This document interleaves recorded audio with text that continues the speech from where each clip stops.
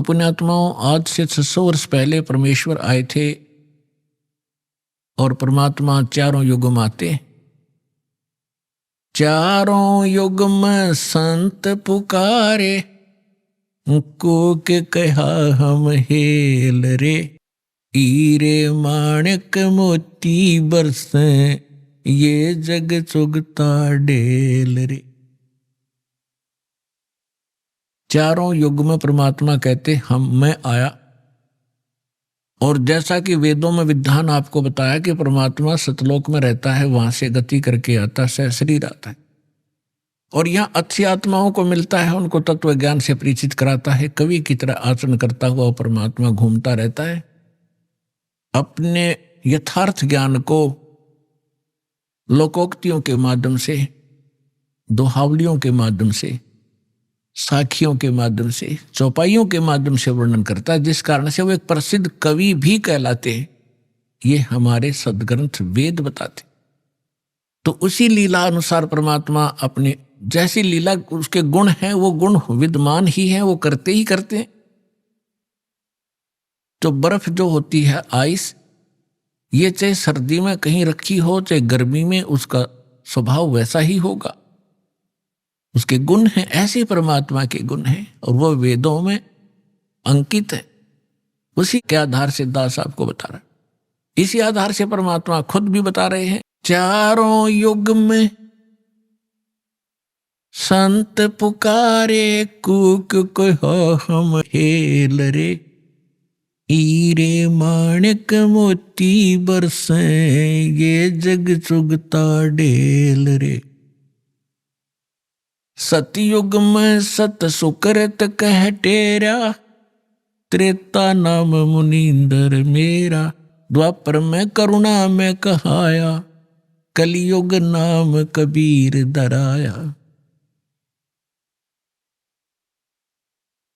मात पिता मेरे कछु नाही, ना मेरे घर दासी। जुल्हे का सुत आने कहाया, ये जगत करे मेरी हासी। परमपिता परमात्मा ने बताया है कि मैं चारों युगों में आता हूं, अपना यथार्थ ज्ञान करवाता हूं। लेकिन जिस समय आप यहां सतलोक से बिछुड़कर मेरे से आए, उसी दिन से आप बहुत दुखी होने लगे और काल भगवान ने आपके ऊपर त्रिगुणमयी माया का इतना प्रभाव कर दिया, आप भूल गए अपने मूल स्थान को। आप इसी रंग में रंग गए, इसी प्रोसेस को, जन्म और मृत्यु को, गधे कुत्ते बनने को आपने अंतिम मान लिया, क्योंकि आपके पास कोई विकल्प नहीं रहा। आपके पास कोई दूसरा ज्ञान नहीं था।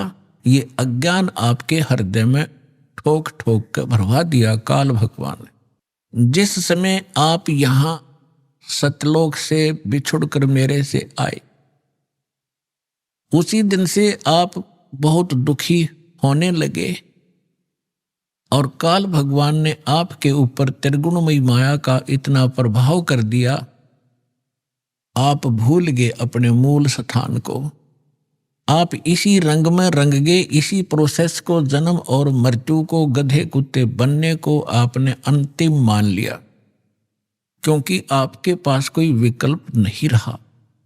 आपके पास कोई दूसरा ज्ञान नहीं था।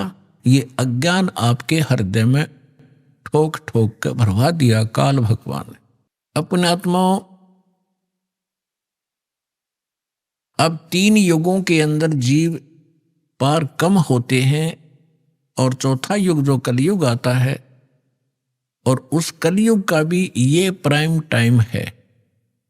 इसको बिचली पीढ़ी कहा है परमेश्वर ने। परमात्मा ने कलयुग को 3 चरणों में बांटा है। प्रथम चरण वो है जो परमेश्वर स्वयं आए थे, और ये बिचली पीढ़ी है, इसको दूसरा चरण है। और अंतिम जो लास्ट चरण है कलयुग का, तो इन तीनों को बांटा है परमात्मा ने, क्योंकि प्रथम चरण के अंदर ये जीव घने दुखी नहीं होते। पहले वाले युगों की तुलना में तो दुखी होते हैं, लेकिन इतने नहीं होते, इतनी जलालत नहीं भरती जितनी अब भरगी हमारे अंदर। इसका कारण क्या है ये बताएंगे आपको। अब परमात्मा ने, जब हम यहां आ गए, हम मरने लगे, जब हमें बहुत दुख हुआ। क्यों मर रहे? एक व्यक्ति के बारे में बताते हैं, एक राजा बना और लाख वर्ष तक जीवित रहा, लाख वर्ष तक राजा ही रहा, और मरने लगा। जब उससे यमदूत लेने आए तो उसने कहा मुझे एक सांस और दे दो। यमदूतों ने कहा कि खबरदार, एक सांस भी लिया। उसने कहा तुम मेरी सारी पृथ्वी ले लो, मुझे कुछ जीवन दान दे दो। उन्होंने कहा कि हम ये नहीं कर सकते, तेरा समय आ गया, तू चल। तो हम मरना क्यों नहीं चाहते? हम अपने आप को वृद्ध भी देखना नहीं चाहते। आप देखते हो आजकल कितनी बकवादें चल गई हैं। ये बूढ़े बूढ़े हीरो 70-70 साल के मेकअप करवा के, सर्जरी करवा के, इन हड्डों पर कितने दिन सर्जरी कराओगे? फिर यह सर्जरी शमशान घाट पर होगी थारी। फिर कराइयो के सर्जरी कराओगे, गधे कुत्ते बन कैसे बूढ़े मुंह लगेंगे तुम्हारे। तो इस तरफ ना ध्यान जाता कि हम यहां कहाँ रह रहे हैं, क्या की सर्जरी करवा रहे हैं। तो हम न तो वृद्धावस्था पसंद करते, यह भी गलत है। अब देखो, बालकपन में ज्ञान नहीं, और जब जवानी होती है, जब बकवाद करवाता है काल सारी, समझ बनाती तरीके आगे बुरी भी बनेगी, कोई कह तो भी नहीं समझ में आती, क्योंकि तब तक हमारी बुद्धि काल प्रेरणा से प्रेरित रहती है। जब हम कबीर साहब की शरण में आ जाते हैं, फिर हमने सारा समझ में आता है हमारे साथ क्या बनने वाला है। फिर हम डरते हैं, जो विकल्प भगवान ने बताया वो करते हैं। जब हम वहां से आगे, हम बहुत दुखी हुए, रोने लगे, हाहाकार मची, एक व्यक्ति मर जाता, सारा परिवार रिश्तेदार तक टक्कर मारने लग जाते। ऐसा क्यों हो रहा है? बहुत बुरी बात है ये मृत्यु, पर हो रही है, और जो रो रहे हैं वो भी मरेंगे एक दिन। तो परमात्मा ने ये सारा ज्ञान हमें बताया कि बच्चों, तुम ऐसे स्थान पर रहा करते जहां मृत्यु नहीं होती थी। आप ऐसे स्थान पर रहते थे जहां वृद्धावस्था नहीं होती। वहां ये नाड़ी वाला तंत्र से बना हुआ बॉडी नहीं है। आपका एक तत्व से, नूरी तत्व से बनेगा, और उसके अंदर सब ऑटोमेटिक सिस्टम होगा। आप वहां रहते थे, आप वृद्ध नहीं होते थे, आपकी मृत्यु नहीं होती थी। इसलिए हमने ये अखरता है, ये दोनों चीज, और दोनों कंपलसरी यहां पर। इसके लिए मालिक ने धर्मदास जी के पूछने पर बताया। जैसे आज दिन में प्रकरण चला था, तो धर्मदास जी तो आंखों देख कर आए भगवान को, और धर्मदास जी ने पूछा कि भगवान, अब तो मैं आपको पहचान चुका हूं, you are God, you are complete God, आप पूर्ण परमात्मा हैं, अब तो शंका रही ही नहीं। तो भगवान, ये वेद और कतेब तो झूठे हैं, ये वेद भी झूठे, पुराण भी झूठी, गीता भी झूठी, और ये सब कुरान भी झूठी, बाइबल भी झूठा है। क्योंकि उन सब के अंदर, जैसा हमारे गुरुओं ने बताया, उन्होंने बताया कि ब्रह्मा विष्णु महेश परमात्मा है, कंप्लीट गॉड है, ये अजन्मा है, इनकी जन्म मृत्यु नहीं होती। और भगवान, वास्तविकता ये है कि आप गॉड हो, ये झूठे हैं वेद और कतेब। परमात्मा ने कहा नहीं, वेद कतेब झूठे नहीं भाई, झूठे हैं जो समझे नहीं। ये चारों वेद मेरी महिमा गाते हैं। परमात्मा कहते हैं कि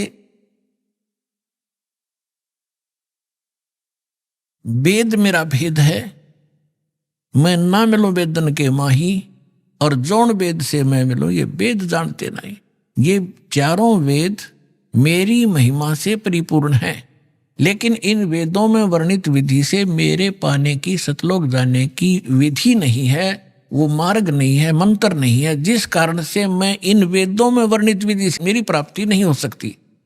लेकिन ये वेद कतेब और पुराण भाई झूठे नहीं, झूठे ये हैं तुम्हारे गुरु जो इनको समझ नहीं सके, नकली। तब धर्मदास जी ने पूछा, प्रभु हम इतने नीच, ऐसे सुखबे सथल को, सुख सागर को छोड़कर, हम अमृत सरोवर को छोड़कर हम एक तालाब में आगे कीचड़ वाले में दाता, और ये भी सीजनल, कभी भी समाप्त हो सकता है इसका जल, यानी 21 ब्रह्मांड नाश में आएंगे। हे दाता, फिर आपने हम पर कैसे दया करी, आपने कैसे दया करी हम नीच प्राणियों पर दाता, आप कैसे आए, किस लिए, क्या कारण हुआ आपने यहाँ हमें फिर भी आने का। परमात्मा ने कहा, भाई आप मेरी आत्मा हो, चींटी से लेकर हाथी तक। आज जितने भी काल ने आपको बांट दिया, हिंदू मुस्लिम सिख ईसाई ना जाने कितने धर्म बना दिए और नाना प्रकार की पंथ बना दिए, एक दूसरे के दुश्मन बना दिए, जीव को जीव खा रहा, पशुओं की तरह मनुष्य पशुओं को खा रहे, तो ये सभी मेरी आत्माएं हैं। अपने का दुख अपने को होता है, जिसको तुम भगवान मान बैठे, भगवान नहीं है, ये स्वयं काल है, खुद कहता मैं काल। और आपको दिखता है कितनी सुविधाएं दे रखी हैं, अच्छी बढ़िया काजू किस्मत सेब संतरे खाने को है, कनक है, चावल बासमती है, शुगर बना ली, सारा बढ़िया काम कर रखा है, बढ़िया हवा चलती है। तो ऐसे लगता है जैसे बड़ा दयालु है परमात्मा, जिसने हमारी इतनी केयर टेक की हुई है। और जब ये मारता, जब कहाँ जाती है इसकी दयालुता। परमेश्वर ने कहा, तुम कसाई के लोक में रह रहे हो, ये कसाई है। परमात्मा ने इसको काल कसाई कहा है। काल कसाई हसत है, सर्व लोक को खाए, और अंकुश निर्गुण नाम का सतगुरु दर पकड़ा जाए।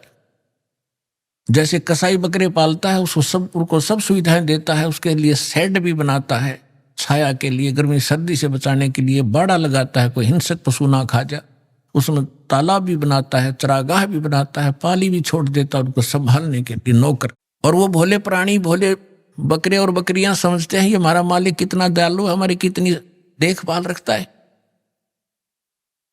और जब वो आता है उनके समूह में, तो वो उससे प्यार करते हैं, ऊपर को पैर उठाकर सीने से लगाना चाहते हैं ऊपर।